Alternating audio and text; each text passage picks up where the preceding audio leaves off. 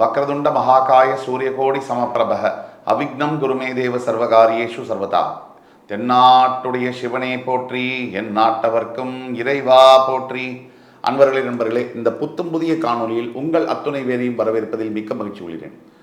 இப்போ தமிழ் புத்தாண்டு பலன்கள், அதாவது பராபவ பலன்கள் சற்று தாமதமாக உங்களை சேர்ந்தடையும் என்றாலும் கூட இதை மிஸ் பண்ணிடக்கூடாது. இன்னும் ஒரு வருஷத்துக்கு இருக்குது தமிழ் புத்தாண்டு. இந்த பராபவ ஆண்டில் 12 ராசிகளுக்கான பலாபலன்கள் என்ன, அதை பற்றின சிறப்பு தொகுப்பு தான் இன்றைக்கு தொடக்கம்.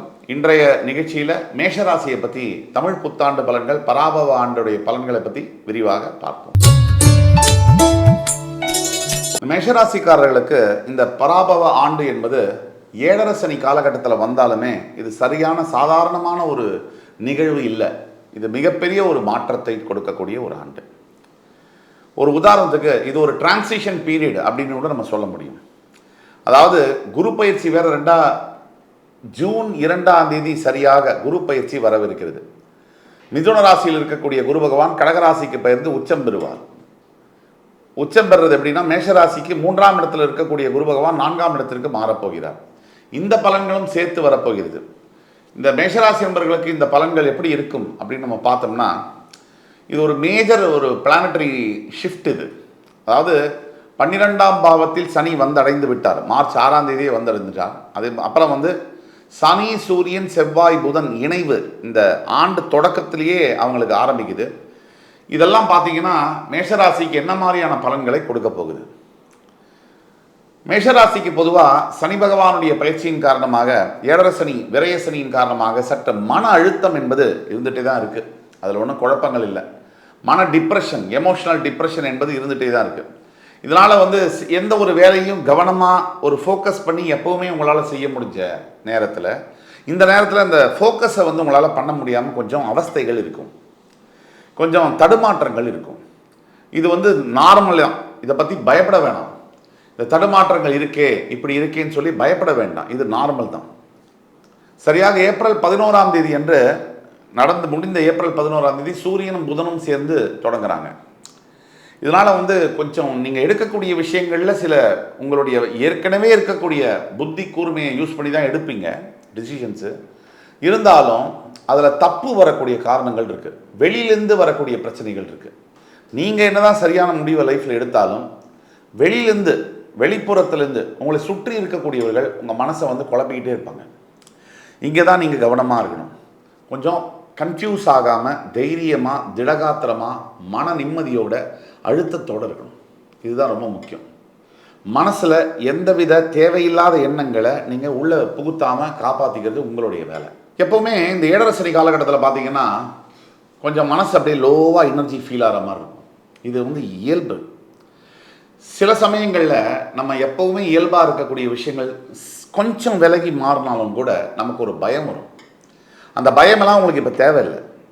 என்னதான் இப்போ உங்களுக்கு பின்தங்கிய நிலைமையில் சில தோல்விகளை சந்தித்தாலும் கூட, என்னதான் நீங்கள் சில விஷயங்களில் இல்லை நம்ம ஈஸியாக ஒரு விஷயத்தை செய்ய முடியும், ஜெயிக்க முடியும், அங்கே கூட நமக்கு ஃபெயிலியர் ஏற்படுது அப்படிங்கிற எண்ணங்கள் இருந்தாலும் உங்களால் ஜெயிக்க முடியும். அல்டிமேட்டாக ரிசல்ட்டு உங்களுக்கு ஃபேவரபுளாக தான் இருக்கும். இதில் உங்களுக்கு சந்தேகம் தேவையில்லை. அப்புறம் சனியும் செவ்வாயும் கூடக்கூடிய காலகட்டங்கள் ஏப்ரல் மாதத்தில் இருக்குது. அந்த காலகட்டங்களில் ரொம்ப கவனமாகவும் இருக்கணும். எப்படின்னா, இப்போது எல்லாரோட நம்மளோட வாழ்க்கையிலையும் நல்ல நேரமும் உண்டு, கெட்ட நேரமும் உண்டு. நல்ல நேரமும் உண்டு, கெட்ட நேரமும் உண்டு. இது கலந்தது தான் வாழ்க்கை. இந்த மாதிரி நேரங்களில் நம்ம சம்பந்தப்படாத விஷயங்களில் நம்மளை உள்ளே இழுத்து போடுறதும், நம்ம சம்பந்தப்படாத விஷயங்களில் ஆர்கியூமெண்ட்ஸு, வம்பு வழக்கை நம்ம வாதாடுறதை கிளப்பி விட்டு அது மூலிமா புது பிரச்சனை, இப்போ ஏற்கனவே இருக்கக்கூடிய பிரச்சனைகள் பலசு இருக்குது, ஆனால் புதுசாக ஒரு பிரச்சனையை கிளப்பி அந்த பிரச்சனையை பெருசாக்கி இருக்கிற பிரச்சனை ஒன்றுமே இல்லைங்கிற அளவுக்கு கொண்டு விட்டுருச்சு. இது சனியுடைய காரகத்துவம். இது அப்போ நம்ம தான் ஜாக்கிரதையாக இருக்கணும்.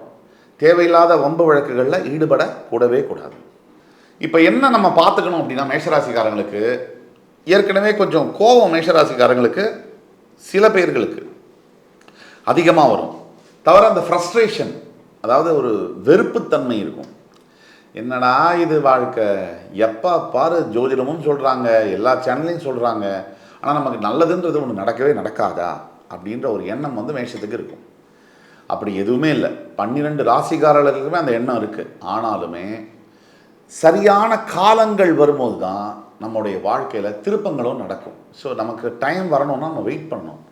இப்போது நமக்கு சரியாக பார்த்தீங்கன்னு சொன்னால் கும்பத்தில் ராகு, அதாவது 11ஆம் வீட்டில் ராகு, 12ல் சனி, 3ல் குரு, 5ல் கேது. இந்த கிரகங்கள் தான் ரொம்ப முக்கியமான கிரகங்கள். 5ல் கேது இருக்கும் போதே பல பிரச்சனைகள் வரும். இந்த மாதிரி காலகட்டங்களில் வேலை செய்கிற இடத்துல எப்படி தெரியுமா இருக்கும்? சாதாரணமாகவே எந்த ஒரு மேனேஜருக்குமே தான் கீழே ஒர்க் பண்ணுறவங்கள கொஞ்சம் கீழே வச்சுக்கணும் அப்படிங்கிற எண்ணம் இருக்கும். அது ஹியூமனிட்டி, கண்ட்ரோல் இருக்கணும்னு நினச்சி பண்ணுவாங்க. நாம் எப்படின்னா நல்லபடியாக சொன்னால் நம்ம கேட்டுப்போம். நமக்கு வந்து கொஞ்சம் அதிகார துவனியோடு சொன்னால் நமக்கு கொஞ்சம் கேட்க பிடிக்காது மேஷராசிக்கு. அப்போ மேனேஜர்கிட்ட அதிகமான ப்ரெஷர் இருக்கும். இப்போ வேலை ப்ரெஷர், ஜாப் ப்ரெஷர் ரொம்ப அதிகமாக இருக்கும். இந்த மாதிரி காலகட்டங்களில் மேனேஜரை வந்து முறைக்கிறதோ இல்லை வேறு வேலை தேடுறேன்னு சொல்லி ட்ரை பண்ணுறதோ இந்த ஏழரை சனி காலகட்டத்தில் இதெல்லாம் நம்ம செய்யவே கூடாது. இதெல்லாம் மிகப்பெரிய தவறுகள். அப்படி செய்ய போனால் இருக்கிற வரைக்கும் பிரச்சனை, புதுசாக வந்த வேலையும் நிரந்தரம் இல்லை, ட்ராப் ஆகிடுவோம், மாட்டிக்கிற சூழ்நிலை வரும்.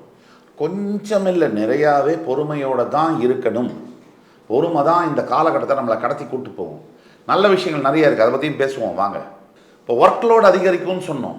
அதே மாதிரி பெரிய பெரிய முடிவுகளை இப்போ எடுக்கவே கூடாது. வேலை மாற்றுறது, வீடு மாற்றுறது, அது பண்ணுறேன் இது பண்ணுறேன், இந்த முடிவுகளை தவிர்க்கணும்.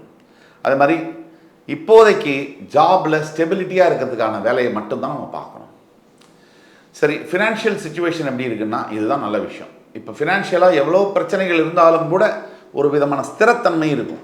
இது சுக்கிரனுடைய பலத்தினால உங்களுக்கு இது கிடைக்கும். இந்த ஆண்டு தமிழ் புத்தாண்டு தொடங்க நல்ல ஒரு ஃபினான்ஷியல் ஸ்டெபிலிட்டி இருக்கும். ஜூன் 2க்கு பிறகு இன்னுமே நல்லாயிருக்கும். அதுதான் நம்ம சொல்ல வரோம். இந்த ஏப்ரல் மே இந்த 2 மாதம் மட்டும் நீங்கள் பொறுத்துக்கணும். 20ஆம் தேதி ஏப்ரலுக்கு மேலே உங்களுடைய லிக்விடிட்டி, இந்த பணப்புழக்கம், பண வரவில் மிகப்பெரிய மாற்றங்கள் இருக்கும். இதனால் குறித்து வச்சுக்கோங்க. அதே மாதிரி இன்னொரு நல்ல விஷயங்கள் என்னென்னா ஃபேமிலி லைஃப்பில் சில பிரச்சனைகள் இருந்தாலும் கொஞ்சம் ஸ்டேபிளாக தான் போகும். கணவன் மனைவிக்குள்ளே கொஞ்சம் விட்டு கொடுத்து போகணும், ஸ்டேபிளாக தான் போகும். இப்போ பெரிய பிரச்சனைகள்லாம் வராது. அந்த தைரியத்தோடு நீங்கள் இருக்கலாம். அதே மாதிரி காதல் சம்பந்தப்பட்ட விஷயங்கள் மேஷராசி என்பவர்களுக்கு இந்த நேர காலகட்டங்களில் நல்லாவே தான் போகுது. ஏன்னா ஏழரை சனி காலகட்டத்திலாம் காதல் வந்து சனி பகவான் ஊக்குவிப்பார். அப்போ தான் பிரச்சனையை அதிகப்படுத்த முடியும். அதனால தான் இப்போ மேரேஜ் சம்மந்தப்பட்ட விஷயத்தில் கல்யாணத்தில் டிலே வந்து நடக்கும். இது நார்மல்.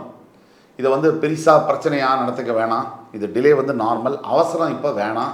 ஏழரை சனி காலகட்டத்தில் கல்யாணம் பண்ணணுங்கிற அவசரம் வந்து தயவு செய்து அவாய்ட் பண்ணுங்கள்.